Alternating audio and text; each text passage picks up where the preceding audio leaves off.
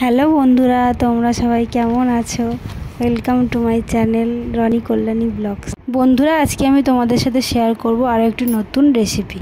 যারা ম্যাগি খেতে ভালোবাসো এইভাবে একবার খেয়ে দেখো আমি যেভাবে বানাচ্ছি। এখানে আমি কড়াইতে কিছুটা জল অ্যাড করে ম্যাগিগুলো জলে দিয়ে সেদ্ধ করে নেব। ম্যাগিটা সেদ্ধ হয়ে গেলে এর মধ্যে ক্যাপসিকাম, টমেটো কুচি, পেঁয়াজ কুচি, কাঁচা লঙ্কা কুচি দিয়ে নেব। এরপর আমি গুঁড়ো মশলাগুলো অ্যাড করব। প্রথমে দিয়ে নিলাম লঙ্কার গুঁড়ো, হলুদ গুঁড়ো ও স্বাদ মতো নুন। এবার আমি এখানে কর্নফ্লাওয়ার, ম্যাগি মশলা আর সামান্য কিছু বেসন অ্যাড করব। তারপর উপকরণটি হাত দিয়ে ভালো করে মেখে নেব। এখানে আমি কোনো জল অ্যাড করছি না। এবার এটাকে আমি ছোট ছোট রাউন্ড শেপে বানিয়ে নেব। তোমরা চাইলে অন্যরকমও বানাতে পারো।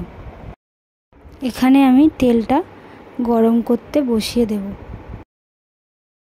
একটা বাটির মধ্যে একটু ময়দা, গোলমরিচ গুঁড়ো, নুন দিয়ে তার সঙ্গে একটু জল অ্যাড করে একটা লেয়ার বানিয়ে নেব। তোমরা এই রেসিপিটা ট্রাই করে দেখো, খেতে খুব দারুণ লাগবে। আর আমাকে কমেন্ট করে তোমরা জানাতে পারো। এখানে আমি ম্যাগির যে রাউন্ড শেপটা বানিয়েছিলাম সেটাকে ময়দার লেয়ারটার মধ্যে ডুবিয়ে ম্যাগির গুঁড়ো উপর থেকে দিয়ে দেব, যাতে পকোড়ার মধ্যে একটা ক্রাঞ্চি ভাব আসে।